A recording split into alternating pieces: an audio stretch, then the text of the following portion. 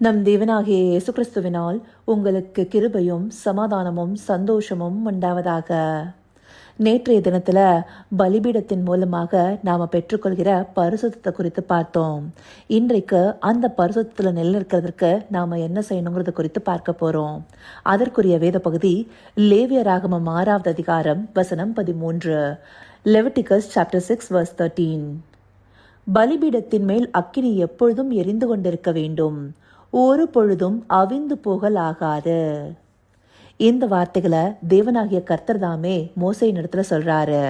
ஆசாரிப்பு கூடாரத்திற்கு வெளிப்புறத்துல இருக்கிற பலிபீடத்துல அக்கினி எப்பொழுதுமே எரிந்து கொண்டிருக்கணும்னு சொல்றாரு. இந்த வார்த்தைகளை இதே அதிகாரத்துல இன்னும் 2 முறை சொல்லியிருக்காரு. இதற்கு முன்பாக இருக்கிற 12வது வசனத்துடைய துவக்க பகுதியிலையும் 9வது வசனத்துடைய நிறைவு பகுதியிலையும் கொடுக்கப்பட்டிருக்கு. அந்தபடி பலிபீடத்தின் மேல இருக்கிற அக்கினி எப்பொழுதுமே எரிந்து கொண்டிருக்கணுங்கிறத தேவன் மையப்படுத்துறாரு. எதனால? அந்த பலிகளே தேவனை பிரியப்படுத்தி பரிசுத்தத்தை காத்து கொள்ளுது. அந்தபடி பரிசுத்தத்தை காத்து கொள்வதற்கு இந்த அக்கினியானது எப்பொழுதுமே எரிந்து கொண்டிருக்கணும். அது மாத்திரம் இல்ல, இந்த அக்கினியானது தேவனால தந்தரப்பட்டதாக இருக்கு. லேவியராகமம் 9வது அதிகாரத்துல நாம பார்த்தோம்னா, கர்த்தராகிய தேவன் தாமே பலிபீடத்தின் மேல அக்கினியை இறக்கி பலிகளை பட்சிக்கிறத பார்க்கிறோம். அந்தபடியாக பலிபீடத்தின் அக்கினியானது தேவனால தந்தரப்பட்டதாக இருக்கு. இதை இந்த பகுதியில மாத்திரம் இல்ல, வேதாகமத்தின் மற்ற சில பகுதியில பார்க்கும்போது நமக்கு புரியும். 2 நாளாகமம் 7வது அதிகாரம் 1 வசனத்தை எடுத்துட்டோம்னா, 1ஆம் தேவாலயத்தை சாலமோன் கட்டி முடித்து பலிபீடத்தின் மேல பலிகளை செலுத்தி தேவனை நோக்கி பார்த்து விண்ணப்பம் பண்ண போது அக்கினி இறங்கி பலிகளை பட்சித்து போட்டதை நாம பார்க்கிறோம் இல்லையா? அப்படி அங்கேயும் பலிபீடத்துல தேவனால அக்கினி இறக்கப்பட்டதை பார்க்கிறோம். அங்க மாத்திரம் இல்ல, 1 ராஜாக்கள் 18வது அதிகாரம் 38வது வசனத்துல கர்மேல் மலையில எலியா பலிபீடத்தை கட்டி தேவனை நோக்கி விண்ணப்பம் செய்த போது தேவன் பலிபீடத்தின் மேல அக்கினியை இறக்கிறத பார்க்கிறோம் இல்லையா? அந்தபடி தேவன் தாமே பலிபீடத்தின் மேல அக்கினியை தந்தருகிறவராக இருக்கிறாரு. அப்படி தேவன் தந்தருகிற அக்கினியானது எப்பொழுதுமே எரிந்து கொண்டிருக்கணுங்கிறதையே நாம பார்த்த பிரதான வசனம் தெளிவுபடுத்துது. இப்படி பூர்வ நாட்கள்ல நிழலோட்டமாக கொடுக்கப்பட்ட இது கிறிஸ்துவின் பொருளை பற்றினதாக எப்படி இருக்குங்கிறத பார்க்கலாம். நாம கடந்த நாட்கள்ல பார்த்தபடி சிலுவையே பலிபீடமாக இருக்கு. அந்த பலிபீடத்துல ஆண்டவராகிய இயேசு கிறிஸ்து ஒப்பு கொடுக்கப்பட்ட பிற்பாடு தேவன் நமக்கு தந்தருன அக்கினி என்னது? ஆவியானவர். ஆவியானவரே நமக்குள்ளார அக்கினியும் மணலுமா இருக்கிறாரு.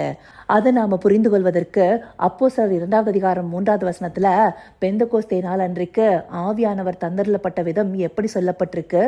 அக்கினிமயமான நாவுகளாக பிரிந்து அங்கிருந்த சீஷர்கள் மேல வந்து இறங்குனதுன்னு சொல்லி. அந்தபடி ஆவியானவரே தேவன் நமக்கு தந்தல்னா அக்கினியாக இருக்கிறாரு. அவர் தாமே என்றென்றைக்கும் நம்மை பரிசுத்தப்படுத்தி காத்து கொள்பவராக இருக்கிறாரு. அந்த அக்கினி எப்பொழுதுமே நமக்குள்ளார எரிந்து கொண்டிருக்கும் போதுதான் நாம பெற்றுக்கொண்ட பரிசுத்தத்தை காத்து கொள்ள முடியும். அது மாத்திரம் இல்ல, இந்த பலிபீடத்துல எரிகிற அக்கினியானது நம்மையும் மையப்படுத்துகிறதாக இருக்கு. அன்றைக்கு ஆசாரிப்பு கூடாரத்தின் ஒரு பகுதியாக பலிபீடம் இருந்தது. இன்றைக்கு தேவன் தங்கும் கூடாரமாக நாமே காணப்படுகிறோம். அப்போ நமக்குள்ளார ஒரு பலிபீடம் இருக்கும் இல்லையா? அது என்னது? நம்முடைய இருதயமே. ரோமர் 2வது அதிகாரம் 29வது வசனம் தெளிவா சொல்லுது, ஆவியின்படி இருதயத்தில் உண்டாகும் விருத்த சேதனமே விருத்த சேதனம். அப்போ ஆவியானவர் நமக்குள்ளார கிரியை செய்கிறது இருதயத்திலிருந்தே. அந்த இருதயமே தேவனுக்கு உகந்த பலிபீடமாக இருக்கு. அந்த பலிபீடமானது எப்பொழுதும் தேவ அக்கினினால நிரம்பினதாக எரிந்து கொண்டிருக்கிறதாக இருக்கணும். அதன் மூலமாகவே நம்முடைய ஆவி அனல் மூட்டப்பட்டதாக இருக்கும். ரோமர் 12வது அதிகாரம் 11வது வசனத்துல ஆவியிலே அனலாயிருங்கள்னு சொல்லப்பட்டிருக்கு இல்லையா? அப்படி அனலா இருக்க எப்பொழுதுமே அக்கினி எரிந்து கொண்டிருக்கணும் இல்லையா? அந்த அக்கினி அபிஷேகத்தை ஆவியானவர் மூலமாகவே நாம பெற்றுக்கொள்கிறோம். ஆண்டவராகிய இயேசு கிறிஸ்துவை பற்றி யோவான் சாணன் சொல்லும் போது அவர் உங்களுக்கு ஆவினாலும் அக்கினினாலும் ஞானஸ்நானம் கொடுப்பார்னு சொல்லியிருக்காரு இல்லையா? அந்தபடியாக ஆண்டவராகிய இயேசு கிறிஸ்துவை நாம இருதயத்துல விசுவாசிச்சு அவரின் மூலமாக பெற்றுக்கொண்ட அக்கினிய காத்து கொண்டவர்களாக இருக்கணும். எப்பொழுதுமே அந்த அக்கினி எரிந்து கொண்டிருக்கிற விதமாக இருக்கணும்.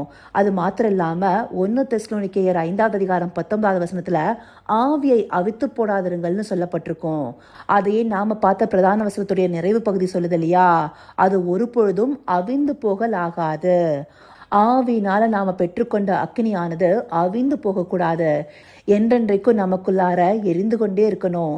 அப்பதான் நாம தேவனிடத்திலிருந்து பெற்றுக்கொண்ட பரிசுத்தத்துல நிலைநிற்க முடியும். நம்மை ரட்சிப்பின் பாதையில சரியாக நடத்தி கொண்டு போக முடியும். ரட்சிப்பின் பாதையில சரியாக நடத்தப்பட முடியும். அது மாத்திரம் இல்லாம பவுலடியார் தீமோத்தேயுக்கு எழுதின கடிதத்துல கூட, நான் உன் மேல கைகளை வைத்ததுனால உனக்கு உண்டான தேவ வரத்தை நீ அனல் மூட்டி எழுப்பி விடும்படி உனக்கு நினைப்பூட்டுகிறேன்னு சொல்றாரு. அந்தபடியாக தேவ ஆவியானவர் நமக்கு கொடுக்கிற அக்கினி அபிஷேகத்தின் மூலமாக நாம் ஆவிக்குரிய வரங்களை பெற்றுக்கொள்கிறோம். அந்த வரங்களை அனல் மூட்டி எழுப்பி சபைக்கு பக்தி விருத்தியை உண்டு பண்ணுகிறவர்களாக நாம காணப்படணும். இந்தபடியாக நாம செயல்படுவதற்கு நம்முடைய பலிபீடத்துல அக்கினியானது எப்பொழுதும் எரிந்து கொண்டிருக்கணும். அப்படி எரிந்து கொண்டிருக்கும் போதே நாம தேவனுக்காக அனலாக செயல்பட முடியும்.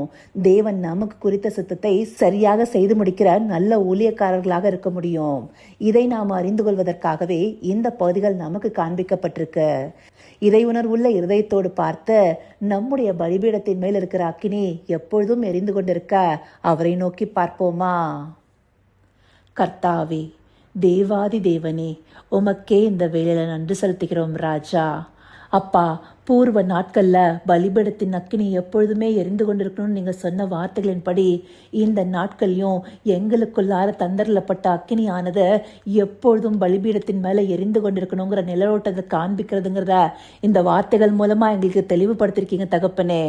அந்தபடியாக எங்களுடைய பலிபீடத்தின் மேல இருக்கிற அக்கினி ஒரு நாளும் அவிந்து போகாத படிக்க நாங்க காத்து கொள்ள தேவரீர் எங்களுக்கு தயவு பாராட்டுங்கப்பா.